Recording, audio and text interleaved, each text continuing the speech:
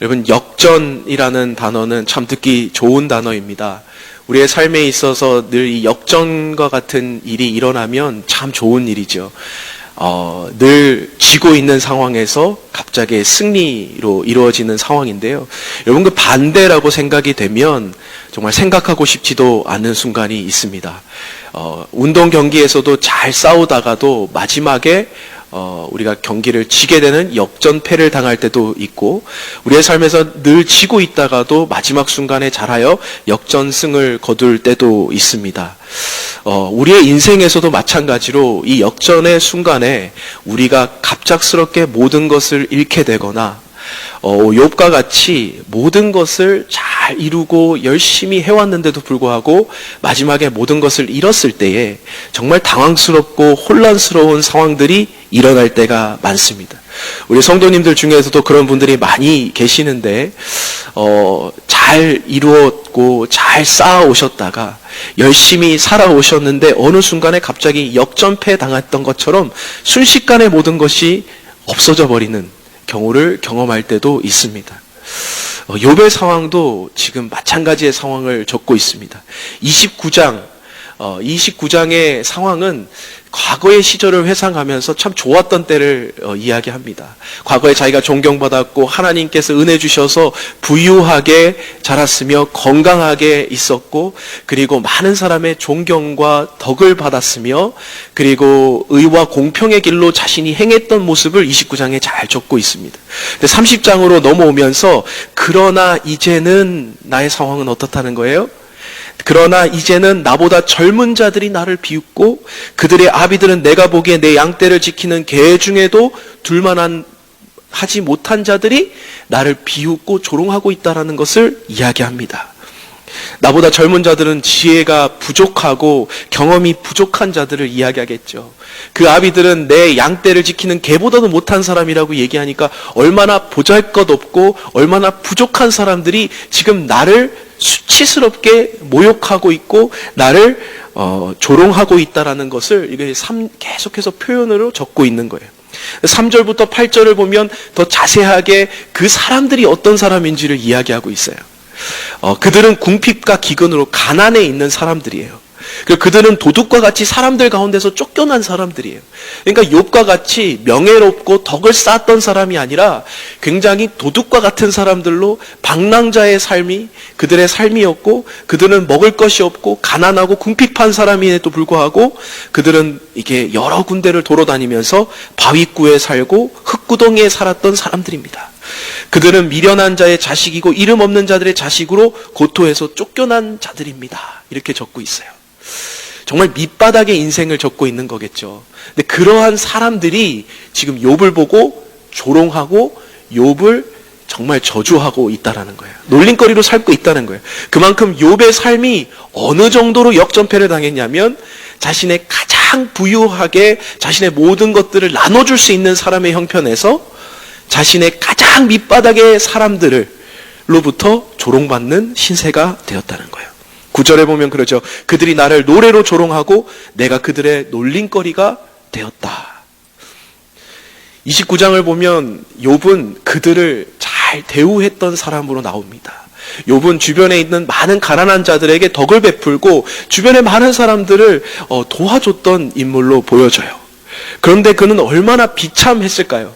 자신이 도와주고 자신이 돌아봤던 많은 주변에 어려웠던 사람들이 이제 자신을 향하여 등을 돌린 거잖아요. 그리고 자신을 저주하고 있잖아요.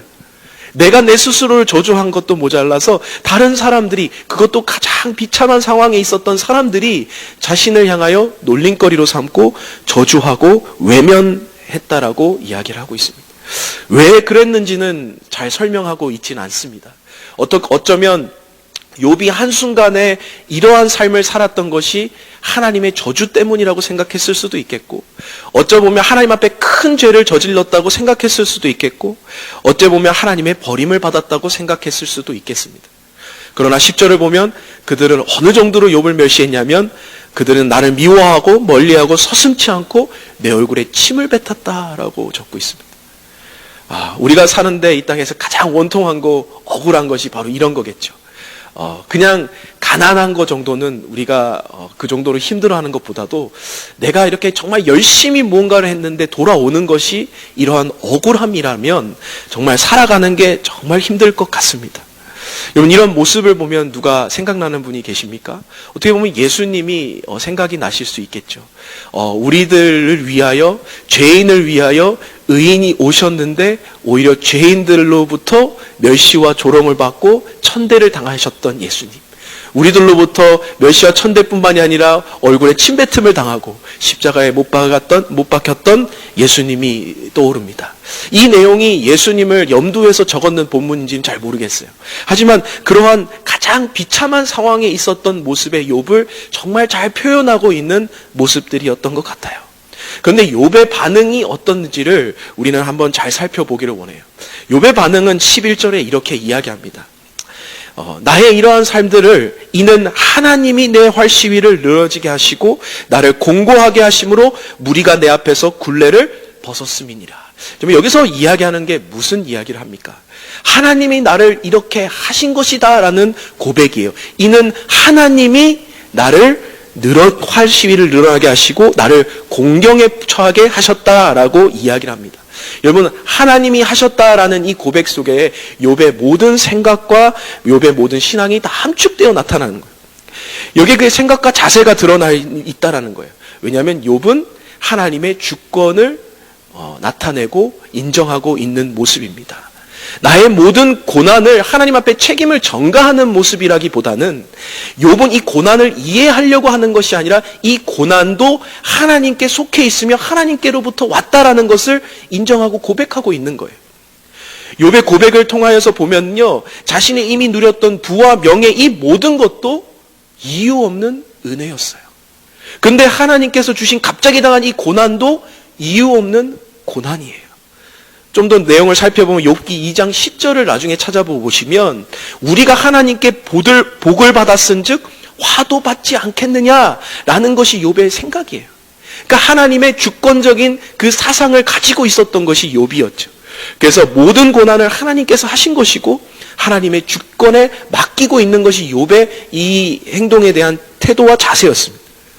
그래서 이 상황 앞에서 욥은 고난을 헤쳐나갈 수 있는 비결을 우리는 욥을 통하여 몇 가지 살펴볼 수 있을 것 같아요. 첫 번째로는 욥의 삶을 보면요, 지금 욥의 고난을 직면한 상황에서는 첫 번째로는 욥은 어떤 상황에서도 하나님을 떠나지 않았다는 것이 욥의 고난을 직면했던 자세였습니다. 그러니까 스테이지죠. 성경에서 우리는 너희는 가만히 있어 내가 여호와됨을 알지어다라고 이야기하잖아요. 너희는 가만히 있어. 여호와 앞에 머물고 있어. 우리가 하나님 앞에서 머물고 있는 그 자세가 우리의 신앙의 영성에 있어서 굉장히 중요하다는 거예요. 머뭄의 영성. 하나님 앞에서 우리는 머물 때에 내가 고난이나 이해하지 못하는 상황이나 우리 어떤 순간에서라도 내가 그 순간에 이해가 되지 않더라도 하나님과의 머물음을 통하여서 언젠가 하나님께서 회복을 시켜주실다는 믿음이 생겨날 수 있겠죠. 욥은 갑작스러운 고난을 당한 후에 하나님을 떠나지 않았어요. 계속해서 하나님 앞에서 원망도 때로는 하고 하나님 앞에서 어찌하여 내가 이렇게 됐냐라는 고백도 합니다. 그리고 자신의 출생조차도 저주합니다. 난 태어나지 말았어야 됐어라는 이야기도 해요. 그리고 자신의 의를 끝까지 주장해요. 근데 그것이 모든 것이 어디서 이루어져요? 하나님 앞에서 이루어지는 거예요. 나는 하나님을 떠나겠다라는 고백이 선언적으로 이루어지지 않아요. 떠났으면 좋겠다. 나는 하나님을 멀리하고 싶은 그 마음속은 다 잘 느껴졌지만 그는 그 순간에도 주권자 하나님만큼은 놓지 않았던 그의 모습을 보게 됩니다. 우리가 고난을 직면할 때 이 자세가 되게 중요하죠. 내가 시편 기자들의 수많은 그런 하나님 앞에서의 원망과 절규의 고백이 있었던 것처럼 하나님 앞에서 그 고백이 이루어지기를 간절히 소망합니다. 내 안에 해결되지 않고 풀리지 않는 고백이 있어요. 그럴 때는 하나님 이게 뭡니까? 나는 이걸 도저히 받아들일 수 없습니다라고 접고 뒤돌아서고 싶지만 그러나 욥은 끝까지 주권자 되시는 하나님을 떠나지 않았다는 거예요. 시편 42절 5절에서 내 영혼아 내가 어찌하여 낙심하여 어찌하여 내 속에서 불안하는가? 너는 하나님께 소망을 두라. 그가 나타나 도우심으로 말미암아 내가 여전히 찬송하리로다. 너는 어디에 소망을 둡니까? 우리의 삶 가운데 여전히 낙심하고 불안하고 내 안에 절망이 있지만 우리의 소망을 하나님께 둘 때 우리 하나님을 떠나지 않을 때 하나님께서 나타나 도우실 줄로 믿습니다. 다윗이 죽을 고비를 넘기면서 사망의 음침한 골짜기를 다닐지라도 해를 두려워하지 않는다라는 고백을 했던 그 이유가 무엇입니까? 시편 23절 4절에 주께서 나와 함께 하심이라. 다윗은 하나님을 놓지 않았다는 거예요. 여호와는 나의 목자가 되시고 주께서 나와 함께 하시기 때문에 내 원수의 목전에서 상을 베풀어 주시고 내가 거기서 배불리 먹을 수 있다는 거죠. 내가 그래서 사망의 음침한 골짜기에서도 두려워하지 않고 내가 하나님 앞에서 기쁨으로 나아갈 수 있다는 고백입니다. 여러분, 우리의 삶에 쉽지 않는 여정을 걷고 계십니까? 혹시라도 사망의 음침한 골짜기를 걷고 계십니까? 주께서 나와 함께 하시기에 내가 하나님을 떠나지 않기 때문에 우리가 이 고난과 아픔의 여정을 잘 이겨낼 줄로 믿습니다. 우리의 하나님 앞에 소망을 둘 때 하나님께서 궁극적으로 나타나 도우시는 그 때가 있을 줄로 믿습니다. 반드시 하나님의 도우심으로 여러분이 회복되시는 은혜가 있기를 간절히 축복합니다. 두 번째로는 생각의 전환이 고난을 이기게 합니다. 우리의 생각의 전환이 고난을 이기게 해요. 욥은 고난 중에서도 계속 하나님이 행하셨다는 일임을 고백해요. 당시에는 고난은 죄로부터 온다는 인과응보의 법칙이 있어요. 내가 무엇을 했기 때문에 이걸 받지 않느냐라는 그 법칙이 있어요. 근데 그 생각에서 벗어나서 모든 것이 하나님께로 있다라는 고백에 욥은 생각의 전환이 일어났습니다. 하나님께 모든 주권이 있다라는 고백이었어요. 이것은 당시에 가졌던 사람들의 생각과는 달라요. 욥기서 1장 21절을 보면 내가 모태에서 알몸으로 나왔은즉 내가 알몸으로 그리로 돌아가시리라. 주시니도 여호와시요 거둔 이시도 여호와시니 여호와 이름이 찬송을 받을지어다. 여러분, 이 고백이 무엇이냐면 내가 가진 것을 하나님이 빼앗아갔다는 생각이 아닙니다. 처음부터 하나님께서 주셨기 때문에 하나님께서 가져가신 것이 무엇이 이상하냐는 것이 그 생각을 가지고 있는 거예요. 여러분, 우리가 너무나 속상하고 답답하고 원망스러운 일이 무엇이냐면 내 거를 빼앗겼기 때문에 그렇잖아요. 하나님이 내 재산을 빼앗았고 내 건강을 빼앗았고 내 가족을 빼앗았기 때문에 우리는 속상하고 원망하고 그것이 고난이라고 생각하는데 욥은 이것이 고난이 아프지 않다라는 것이 아니라 하나님이 어차피 나에게 처음부터 주신 것이고 은혜였기에 하나님이 가져가신 것인들 무엇이 나에게 있어서 그것을 주장할 수 있겠느냐라는 고백 아닙니까? 그렇기에 나는 오직 여호와의 이름만 찬송할 뿐입니다 라는 거죠. 여러분, 내 명예, 내 자존심, 내 건강, 내 모든 것을 주장하고 있는 내 것이 왜 그렇게 속상한지 아세요? 내 거라서 그래요. 내 거. 내 것을 주장하고 있기 때문에 그래요. 근데 우리의 생각의 전환이 일어나야 되는 것은 무엇이냐면 그것이 하나님 거라고 하면 하나님께로 돌아갔을 때는 그것은 뺏기는 것이 아니죠. 우리가 하나님 앞에 드리는 거죠. 그 하나님께서 그것을 가져가서 더 좋은 것을 주시겠다라는 생각을 가질 수 있는 것 아닙니까? 욥의 고백에 하나님 것이라는 그 생각의 전환은 참 우리에게 많은 것을 알려주고 있는 거죠. 우리는 알몸으로 아무것도 없이 나왔었는데 우리는 죄인으로 명예보다는 수치와 어둠에서 방랑했던 그 방랑자와 같은 삶, 오늘 우리가 적고 있는 이 모습이 우리의 모습들이라는 거예요. 그런데 우리는 언제부터 명예를 가진 자처럼 우리는 의인의 모습처럼 우리의 모습을 포장하고 있고 우리는 그러한 대우를 받아야만 된다고 생각하고 있기 때문에 너무나 이 고난 자체가 이기기 어려운 거예요. 그런데 처음부터 우리는 죄인이었고 수치와 어둠과 방랑자와 같은 삶이었다면 하나님이 주신 것이 은혜라고 생각할 수 있습니다. 우리의 주어진 것이 우리는 청지기로서의 삶이지 우리는 주인이 아닐 줄로 믿습니다. 언젠가 우리의 모든 것을 다 하나님 앞에 내려놓고 하나님 앞에 나아가야 할 저희들이기에 우리는 오직 하나님의 영광만을 바라보고 나아가야 될 줄로 믿습니다. 로마서 8장 18절에 생각하건대 현재의 고난은 장차 우리에게 나타날 영광과도 비교할 수 없다. 우리의 자차 나타날 영광이 누구예요? 예수 그리스도를 만나는 그거죠. 그리스도를 만나는 그것.